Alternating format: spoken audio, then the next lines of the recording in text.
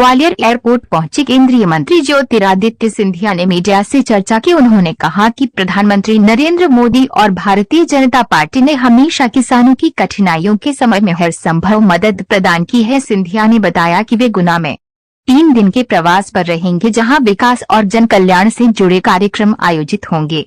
उन्होंने ये भी कहा कि ग्वालियर में विकास कार्य तेजी से आगे बढ़ रहे हैं, खासकर खेलों के क्षेत्र में बड़ी पहल होने जा रही है। ग्वालियर में नेशनल क्रिकेट स्टेडियम का काम शुरू होने जा रहा है, जिस पर लगभग 119 करोड़ का निवेश किया जाएगा। सिंधिया ने कहा कि यह स्टेडियम न केवल ग्वालियर बल्कि पूरे मध्य प्रदेश के खिलाड़ियों के लिए सुनहरा अवसर लेकर आएगा और यहां खेलों को नई दिशा मिलेगी।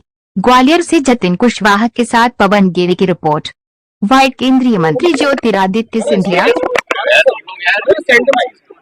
तो जहाँ भी आ जाऊंगा जहाँ आप कहोगे भाई, तो थोड़ा मुस्कुराओ पहले। हाँ, आज संसद का सत्र समाप्त होने के बाद ग्वालियर में आगमन हुआ है। आज 4 दिन का प्रवास मेरा है अशोकनगर का। जहाँ जहाँ ग्रामीण अंचल में क्षेत्र बाढ़ से प्रभावित हुआ है, जन जन को कठिनाई पहुंची। हर एक क्षेत्र, हर एक जगह पर भारतीय जनता पार्टी के शासन ने, प्रधानमंत्री जी और मुख्यमंत्री जी के नेतृत्व में कठिनाई के समय में हर इंसान और हर व्यक्ति को सहायता प्रदान करने के लिए हर संभव प्रयास किया है। केंद्र सरकार से गृह मंत्री से बात करके, रक्षा मंत्री जी से बात करके, एनडीआरएफ की टीम, आर्मी की टीम, उड़न खटोले सब कुछ तैनात हो चुके थे। राहत का कार्य भी बहुत कुछ हो चुका है। 1 दिन का प्रवास मुख्यमंत्री जी के साथ मैंने क्षेत्र में भी किया था। 3 दिन का विस्तृत प्रवास है और उसी के साथ 33वां नेशनल बास्केटबॉल प्रतियोगिता भी गुना में आयोजित हो रही है। इन सभी कार्यक्रमों में शिरकत करके वापस दिल्ली का प्रस्थान मेरा 24 तारीख को है। ग्वालियर में भी तेज गति से हम लोग विकास और प्रगति ला रहे हैं। हमारी योजनाएं भी जमीनी स्तर पर ले रही हैं। जैसे मैंने आपको कहा था कि इस वर्षा ऋतु समाप्त होने के बाद ग्वालियर के इंटरनेशनल क्रिकेट स्टेडियम का भी कार्य तैयार शुरू हो जाएगा।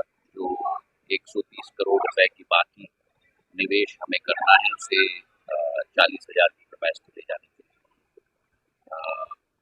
सभी कार्य प्रगति पर है और उसी का एक स्थिति का अवलोकन पल पल पे, या जहाँ मैं दिल्ली में हूँ या ग्वालियर में हूँ, मैं करता हूँ। टूरिंग कॉल के लिए होने जा रहा है। स्टूडेंट टूरिंग कॉल के लिए होने जा रहा है। किसके लिए? बहुत महत्वपूर्ण है। अभी मैं प्लेन में ही एक व्यक्ति से चर्चा कर रहा था। उन्होंने यात्रा जीनी करके कंपनी की शुरुआत की। वो भी उत्सुकता से आ रहे थे। खजुराहो के व्यक्ति हैं, पर यहाँ आ रहे थे इस कॉन्क्लेव में अपना योगदान देने के लिए। हमारे यहाँ क्षमताओं की कमी नहीं, आवागमन की कमी थी, आधुनिक एक वातावरण की कमी थी। प्रधानमंत्री जी के नेतृत्व में नया अति आधुनिक हवाई अड्डा हमारा बन चुका है। पूरे राष्ट्र का एक गौरव बन चुका है। ऐसा हवाई अड्डा शायद ही किसी और दूसरे शहर में हमें मिले। एक इसी के डिजाइन पर जो मैंने कोरोना काल में डिजाइन किया था ग्वालियर का रेलवे स्टेशन, जहाँ इतिहास और उस कालखंड की एक परंपरा को भी शामिल करके एक आधुनिकता, दाएं बाएं एक इमारत के रूप में और मध्य में पुराना हमारा स्टेशन। वो रेलवे स्टेशन का कार्य भी तेज गति से चल रहा है। श्री वैष्णव जी से मैंने इसी हफ्ते भी चर्चा की। ट्रेनों का आवागमन भी बढ़ चुका है। आज 3 फ्लाइट साथ में आई, मुंबई की, दिल्ली की और बंगलुरु की।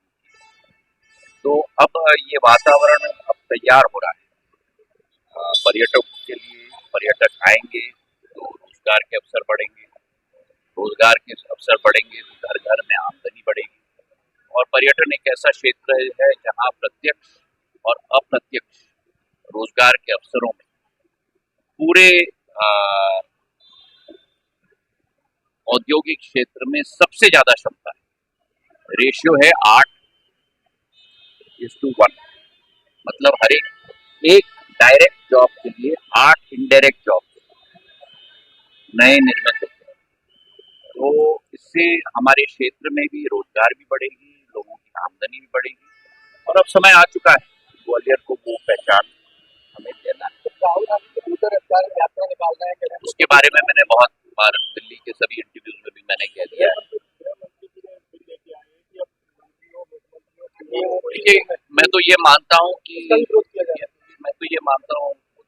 विरोध तो हर अच्छी चीज और नैतिकता, नई नैतिकता का प्रमाण जो प्रधानमंत्री जी बना रहे हैं देश के अंदर, उसका विरोध वही तत्व करेंगे जो भारत को दोबारा उस कालखंड में ले जाना चाहते हैं जो भ्रष्टाचार व्यापक हो, जहां नैतिकता की कोई जवाबदेही ना हो।